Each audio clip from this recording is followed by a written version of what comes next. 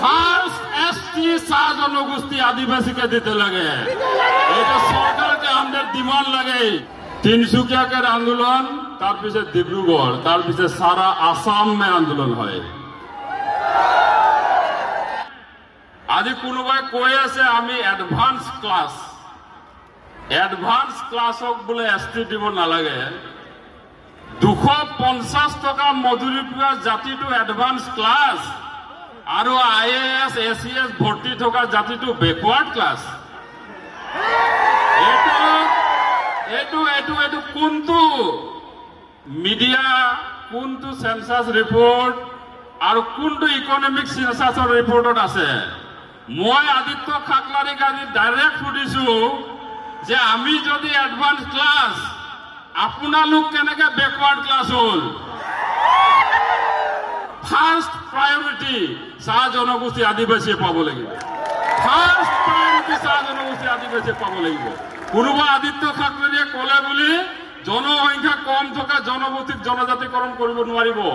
বেআইনী কাম, কাৰোবাৰ দমক যদি আইনত পৰিণত হবলৈ হয়, বেআইনী কাম যদি কোনোবাই ভাবিকো দিলে আইনত পৰিণত হয়, তো আমি আইন মানি আন্দোলন কৰি আছো। আমি আইন উলংঘা কৰিবলৈ হলে অসম কিন্তু অশান্ত হৈ যাব। আমি যদি আইন উলংঘা কৰিম, অসমত কোনো পুলিচ মিলিটাৰীয়ে অসম ঠাণ্ডা কৰিব নোৱাৰিব। আমি আইনত থাকি, আইনৰ গণ্ডিত থাকি আন্দোলন কৰি আছো। আৰু এই আন্দোলনটো কোনেও ভাবিব নালাগে যে শান্তিপূৰ্ণ আন্দোলনটো আমি কেতিয়াবা কাৰোবাৰ ভাবুকিত ভয় খাম। কোনোবাই ৰাতি আন্দোলন কৰে, আমি দিনত আন্দোলন কৰিছো। হিচাপ কৰিবলৈ দিগদাৰ নহয়। ৰাতিটো 2000 মানুহ 20,000 মানুহ বুলি কৈ দিব পাৰে, কোনো গমে নাপাব। মিডিয়াই চলি আছে, যি চলাই চলি থাকিব।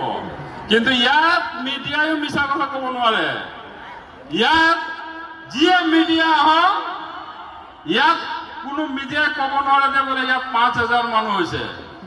ইয়াত মিডিয়ায়ো মিছা কথা ক'ব নোৱাৰে, কাৰণ আমাৰ আৰ্চাৰ বিষয় বিভাগে 4টা ড্ৰোন ঘূৰাই আছে ওপৰত। কোনোবাই ফাঁকি দিব বুলি এইকাৰণে আমিও আজি 4টা ড্ৰোন ঘূৰাই ৰাখিছো ওপৰত। 6টা ঘূৰি আছে।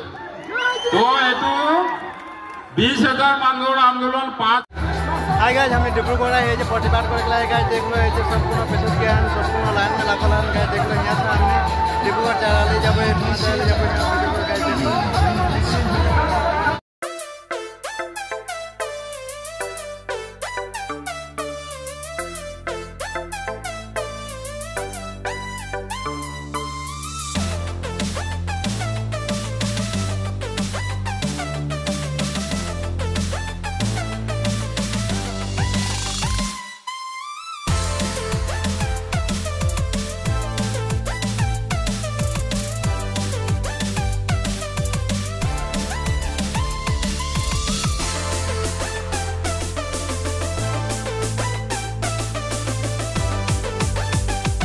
আর কারো ভয় না, আপনি ভয় খাইক না লাগে।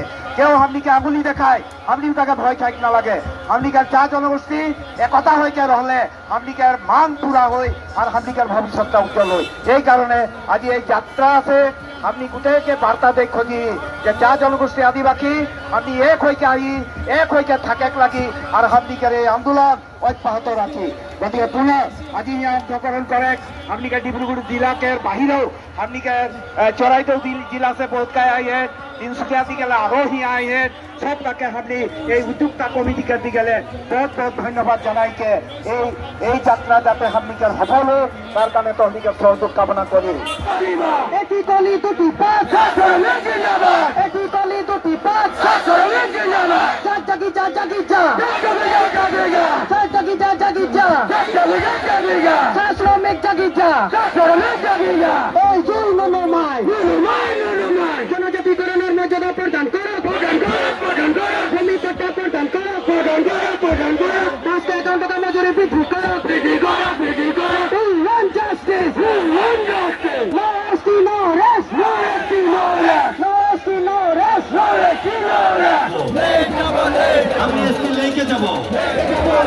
माटी पट्टा लागी माटी पट्टा देख लगी माटी पट्टा देख लगी एसटी देख लगी एसटी देख लगी एसटी देख लगी मजूरी बृद्धि करे लगी मजूरी बृद्धि करे लगी शासन लीग जिंदाबाद शासन लीग जिंदाबाद अच्छा जिंदाबाद अच्छा जिंदाबाद শ্রমিক ঐক্য জিন্দাবাদ এসিএমএল জিন্দাবাদ দিল্লীর গভর্নমেন্ট কিন্তু কমিব লাগে বলে কোক আর যদি 26র আগে আগে যদি এসটি নেপাও যদি মাটি পট্টা নেপাও যদি চাহ শ্ৰমিকৰ যদি দৈনিক মজুৰি যদি বৃদ্ধি নকৰে তো আপোনালোকে চুপচাপ বহিব জানো চুপচাপ বহিব জানো কোক আমাৰ এইটো আৰম্ভণি হৈছে হয় নাই ইয়াৰ পাছত আমি পাঁচোটা সংগঠনে সিদ্ধান্ত লৈছো যে আগন্তুক 26ৰ লগে যদি আমাৰ যদি দাবীবিলাক যদি ফুলফিল নকৰিব তো কোনোবা বিজেপি কৰি আছে কৰক আমাৰ তাত ক'বলগীয়া একো নাই কোনোবা কংগ্ৰেছ কৰি আছে কৰক আমাৰ তাত কৰিবলগীয়া একো নাই কোনোবা এটিপি কৰি আছে কোনোবা কি কৰি আছে কৰক কিন্তু প্ৰথম আমি চাহ জনগোষ্ঠী আদিবাসী লোক হয় না নহয় কোন আদিত্য খাকলারিকার ডিক্টেশন में आंदोलन नहीं चली और कोन आदित्य खाकलारिकार एनओसी भी नहीं लगे शाह जनजाति आदिवासी असम के सबसे लार्जेस्ट पॉपुलेशन सबसे लार्जेस्ट कम्युनिटी এখন আদিত্য খাকলারি বলে है যে আমাদের পপুলেশনটা বেশি है तो एसटी দিতে না লাগে আর আমাদের ডিমান্ড যে আমাদের পপুলেশন বেশি তো আমাদের সমস্যা भी বেশি তো ফার্স্ট एसटी আমাদেরকে দিতে লাগে ফার্স্ট एसटी শাহ জনগোষ্ঠী আদিবাসীকে দিতে লাগে এটা সরকারকে আমাদের ডিমান্ড লাগে बीजेपी सरकार के जितना भी इंटेलिजेंस है यह हिसाब करते यदि पारा जाए पारा हिसाब कर दीते लगे किमान मानुष है तिनसुकिया के आंदोलन तार पीछे डिब्रुगढ़ तार पीछे सारा आसाम में आंदोलन है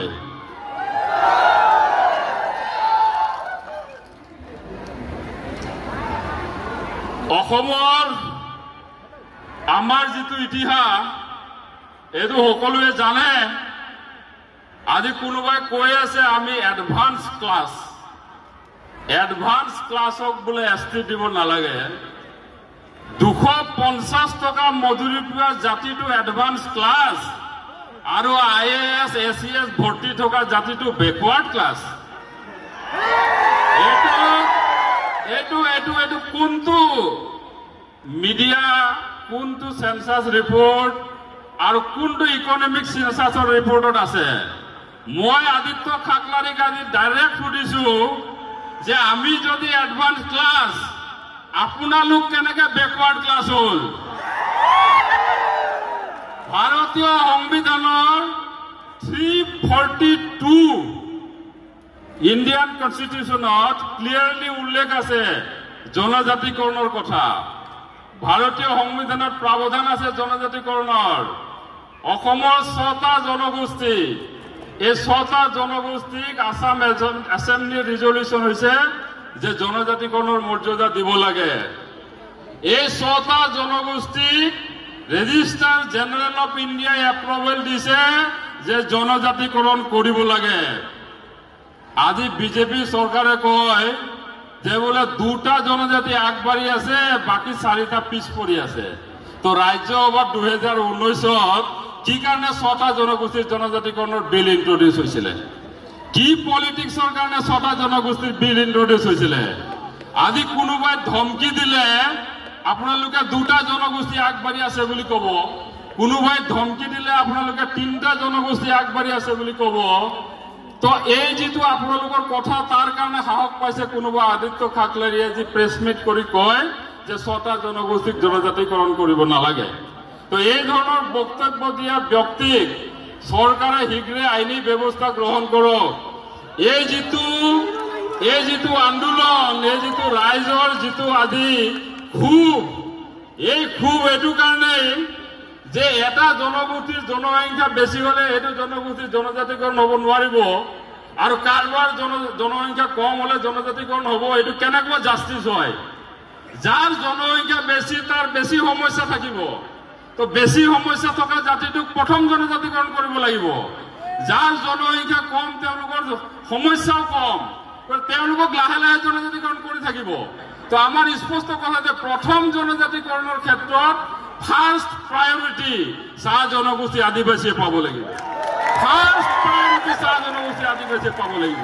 কোনোবা আদিত্য ঠাকৰেয়ে ক'লে বুলি জনসংখ্যা কম থকা জনগোষ্ঠীক জনজাতিকৰণ কৰিব নোৱাৰিব বেআইনী কাম কাৰোবাৰ দমত যদি আইনত পৰিণত হ'বলৈ যায় বেআইনী কাম যদি কোনোবাই ভাবি দিলে আইনত পৰিণত হয় তো আমি আইন মানি আন্দোলন কৰি আছো আমি আইন উলংঘা কৰিবলৈ হলে অসম কিন্তু অশান্ত হৈ যাব আমি যদি আইন উলংঘা কৰিম অসমৰ কোনো পুলিচ মিলিটাৰীয়ে অসম ঠাণ্ডা কৰিব নোৱাৰিব